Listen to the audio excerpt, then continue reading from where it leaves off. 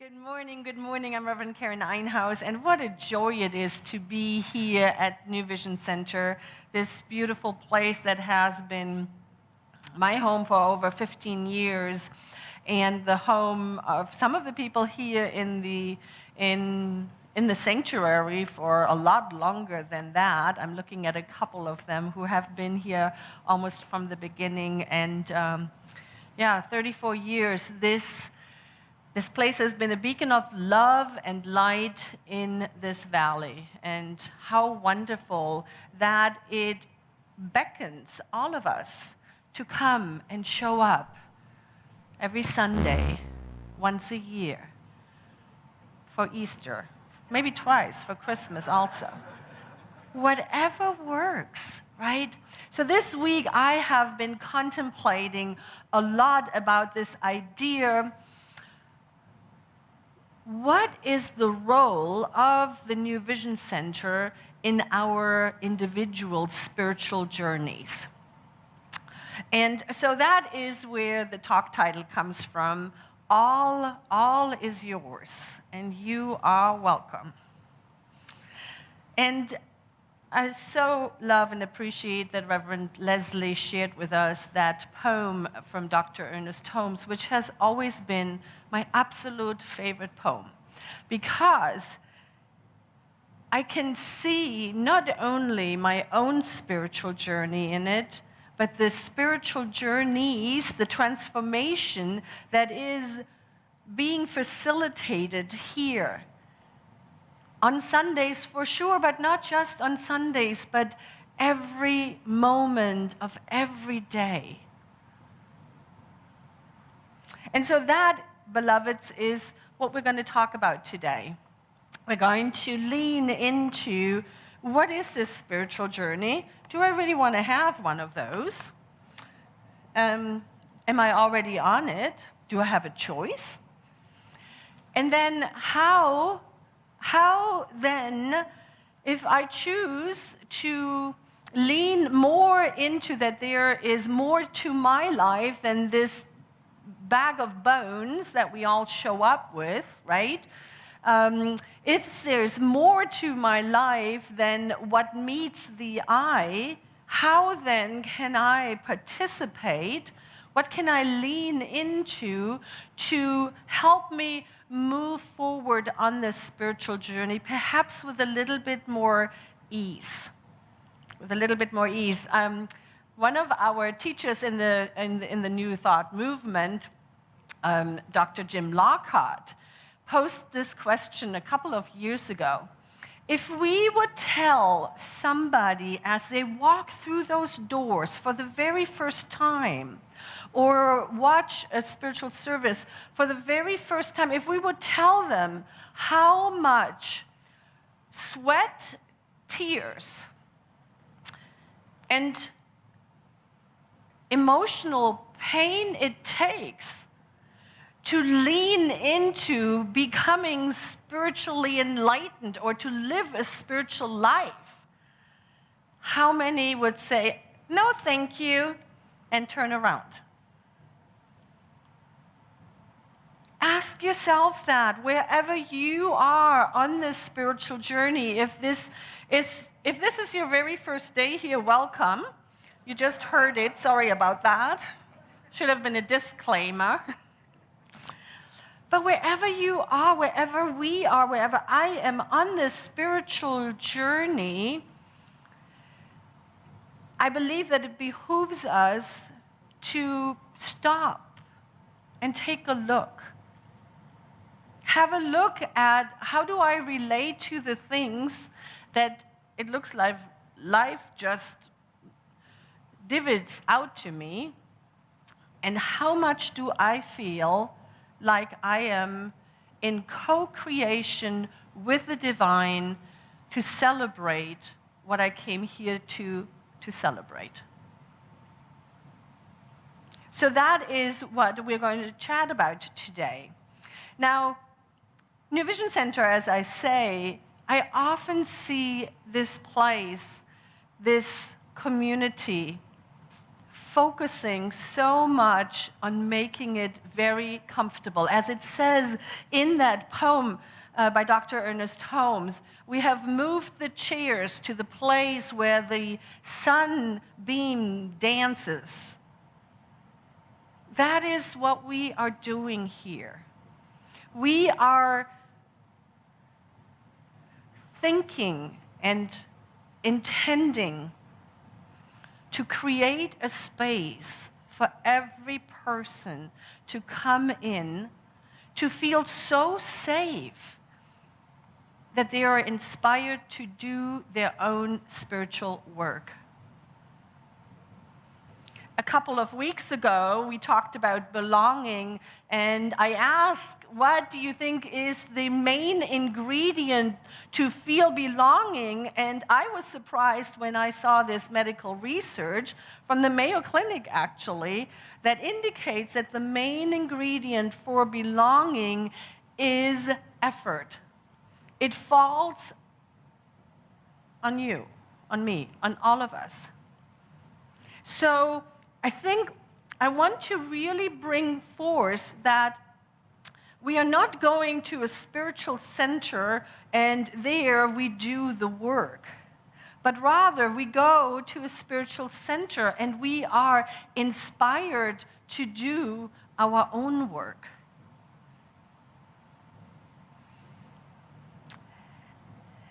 And our ministerial team is working very diligently on laying out different paths, different ways, calling people in to this work. We have this year already, if we take a look back, we have started in January and we looked at the basics of science of mind. What are the basic principles of science of mind? And we deepened into those. And then we moved into a 2-month series on embracing my spiritual truth. And we are now starting with coming home to myself. This idea that we continuously preparing ourselves to come back to the place where we know that we are one with the divine.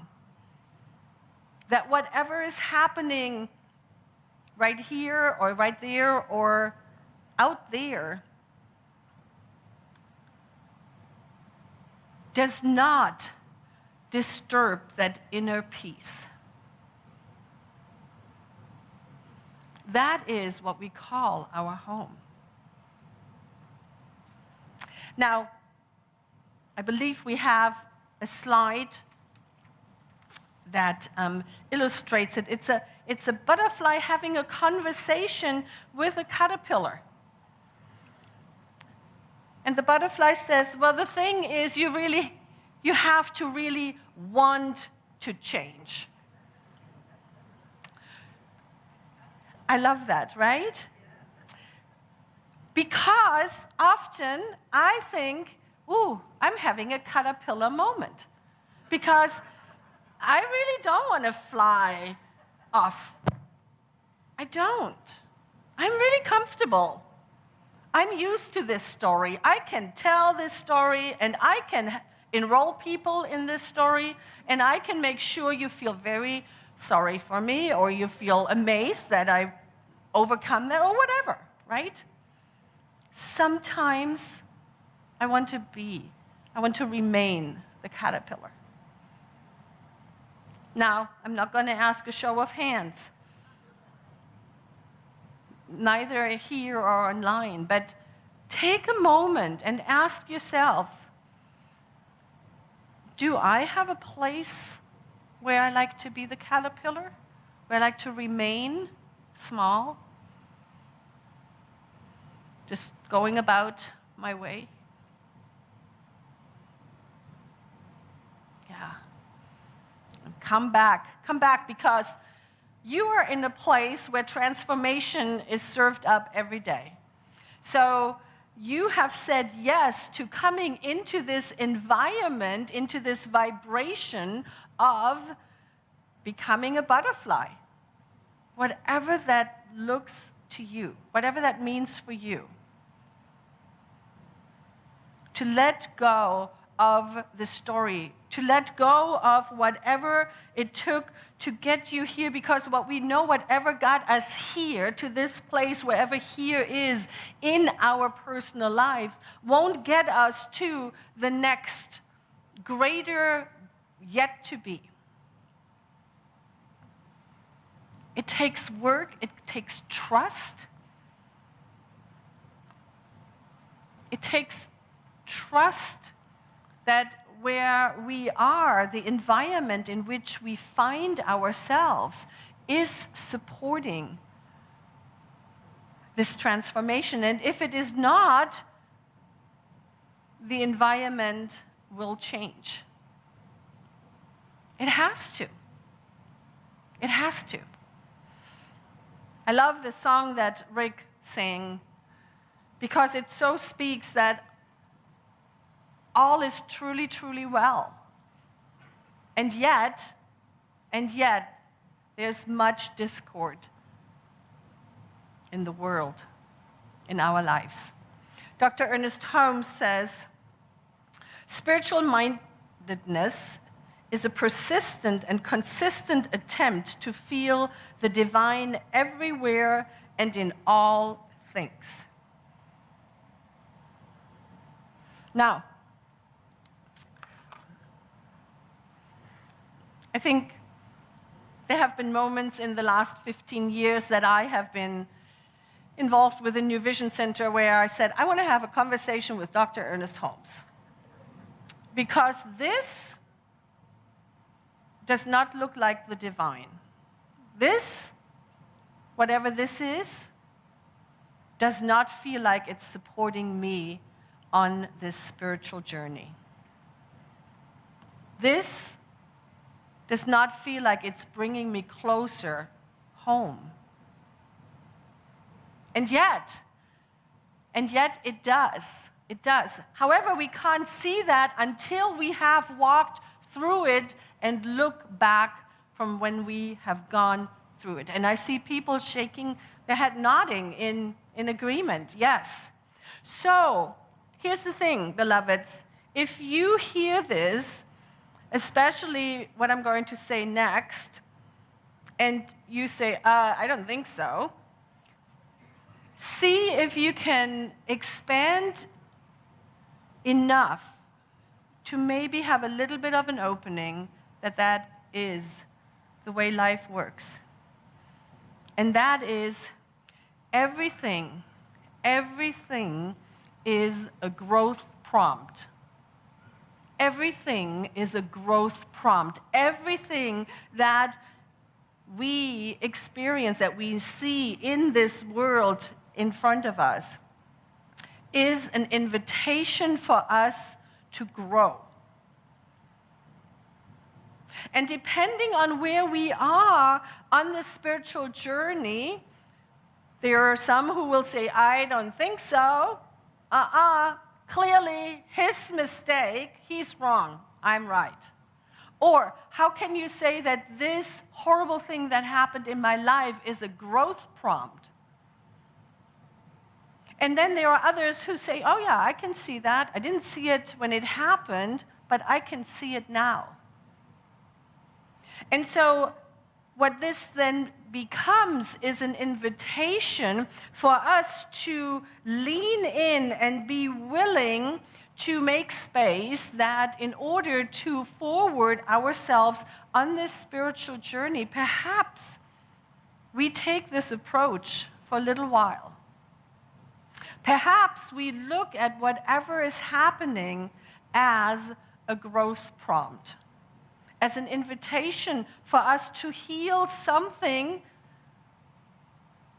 that still has us held back in that story. Perhaps to see something a little differently. I like to illustrate it with this wonderful white, almost white slide, right? Let that be life, the world. This wonderful gift that we have been given to be here. And this is where the challenge is. And sometimes we are like this. What wonderful life are you talking about?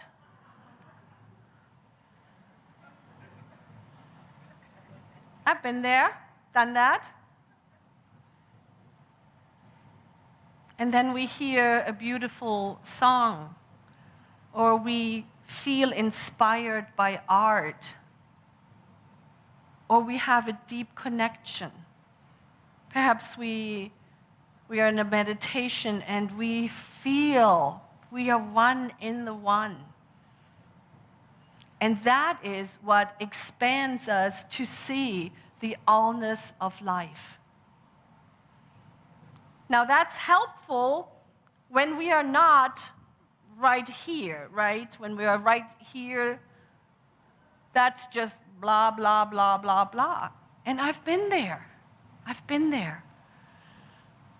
And so then, the point there really is, can we open enough that even if we can't feel it in the moment because whatever has happened is so all-consuming, can we open ourselves enough and lean into somebody else's realization, inspiration?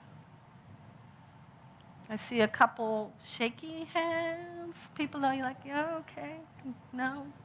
And that's okay. And that's okay. One of the things I always remind myself and us about is there's one mountain, but there are many, many paths.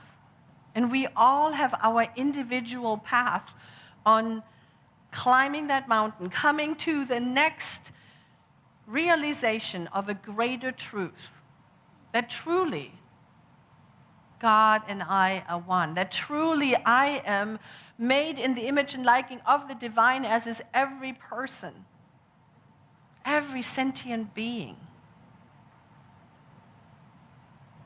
How then can I surround myself and place myself into an environment that is populated with people who believe that, so they can lift me up during a time when I might forget it? That, beloveds, is why spiritual community is so important. So important. Because that is really what we do here. We are willing to see everything as a growth prompt so that we can, not just as individuals, but for sure as individuals, but also as a community, so we can engage in this upward spiral that our founder, Dr. Ernest Holmes, so powerfully talks about, and we can find out what is the next great experience for us to have as a community. The other thing that happens is when a door closes, it is not the end of the world. We say, oh, look at that. That did not work. That just didn't work. And so we are willing to look at, well, what else is possible? Because we understand there's not just one path, but there is multiple paths as long as we know where we want to go and how we can support ourselves in getting there. You heard about classes. There's lots of classes happening here. There's lots of workshops. Right now, we are in this wonderful Gourmet for God season. We are smack in the middle of it. We had a lot of events this week. And we are recognizing that a spiritual deepening does not only happen when we are in deep meditation sitting on the mountaintop. It can. And for some people, that is the path. But another path might look in connection with other beloveds, engaging in something that doesn't look spiritual, and yet seeing the divine in everything. seeing God made manifest in everyone, if I agree with how they show up or if I don't agree with it. Leaning in, what if everything is a growth prompt?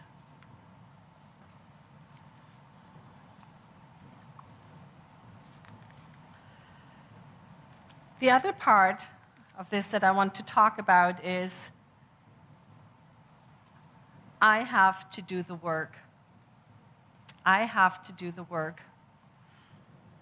I believe it's Andy Warhol, the artist, who said that art is not something that happens on a platform or in a museum. Art is what happens to the individual looking at it. And I think that is truly what happens here. 52 Sundays in a year, we put effort into writing a message that is inspirational and brings people to question, what is my next thing to do? And yet, at the end of the day, it is not so much what happens up here. It is what happens within you. That is what will propel you forward. And I think it's also very helpful to know that we are not alone, that we are not in this place where things happen to us alone, but rather that it seems to be just part of the curriculum here on planet Earth. Things happen. Things happen. And I wanted to see if we can illustrate that. So I invite you to, if you have lost someone that has been important to you in your life in the last year, I am wondering if you're willing to raise your hand and just keep it up.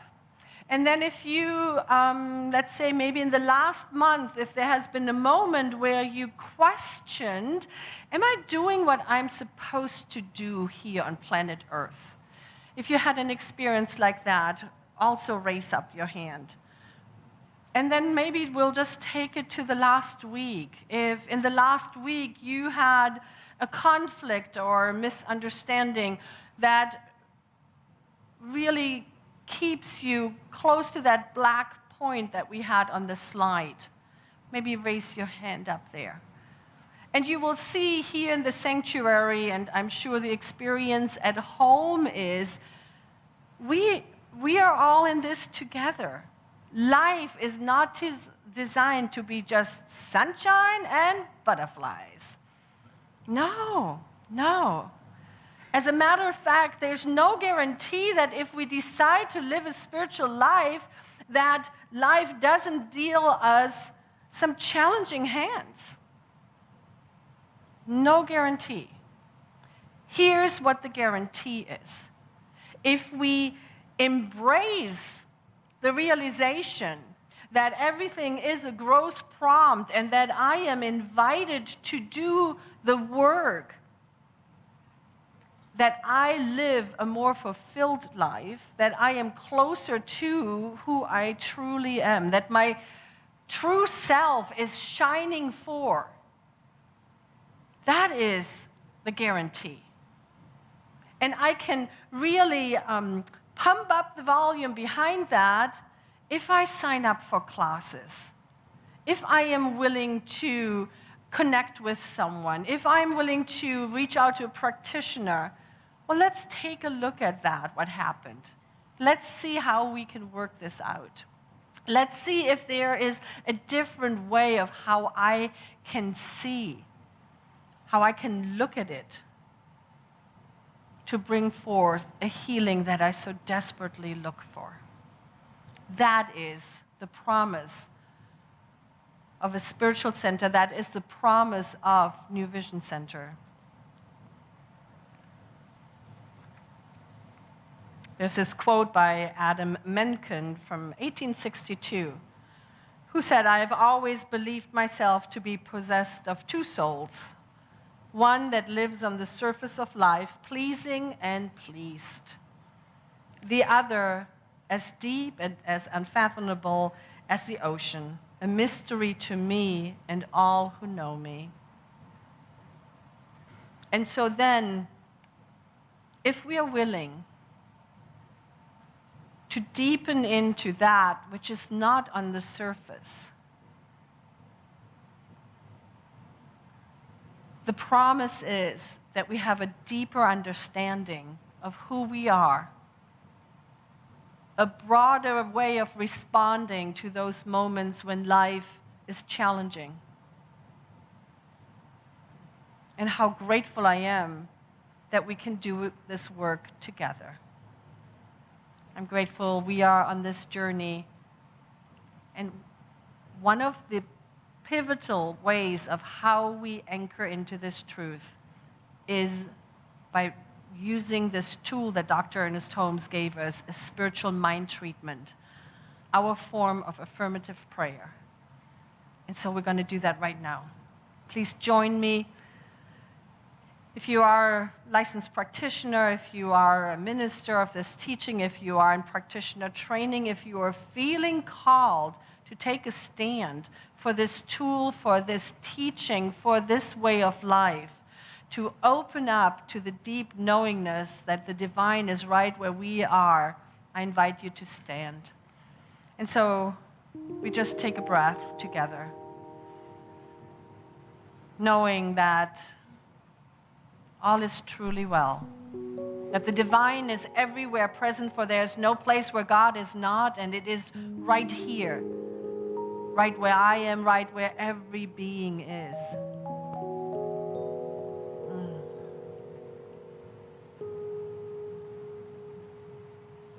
And as we allow our consciousness to expand, to know this truth, as we lean into the place of the Most High, we recognize that love, peace, and joy, abundance is already here.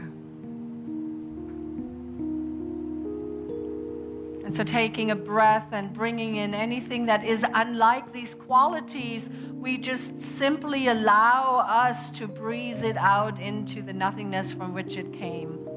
Trusting that there is a greater picture, trusting that there's a greater truth that is to be revealed.